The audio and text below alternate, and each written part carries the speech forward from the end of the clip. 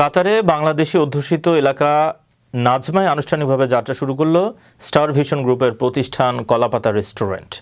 কাতার প্রতিনিধি আবুল কালাম ফয়সাল জানান, বুধবার 5 ফেব্রুয়ারি 2025 বিপুল সংখ্যক প্রবাসীদের উপস্থিতিতে রেস্টুরেন্টের দুই বাংলাদেশি স্বত্বাধিকারী নোমান ইউসুফ ও মোহাম্মদ আবুল খায়েরকে সাথে নিয়ে ফিতা ও কেক কেটে রেস্টুরেন্টের উদ্বোধন করেন অনুষ্ঠানের প্রধান অতিথি কাতার স্পন্সর মোহাম্মদ আলী আল শাহরানি।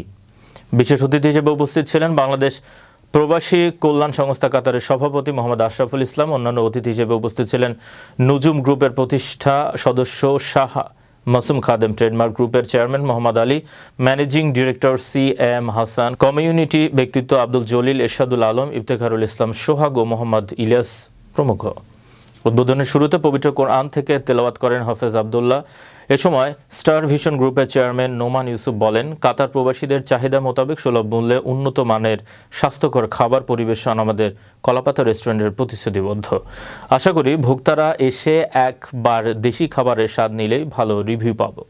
শেষে দোয়া মোনাজাত পরিচালনা করেন মাওলানা তাজউদ্দিন আহমেদ। এই রেস্টুরেন্ট থেকে যা আমাদের রেমিটেন্স ইনশাআল্লাহ ভালো একটা সাপোর্টও আমরা সরকারকে দিতে পারবো।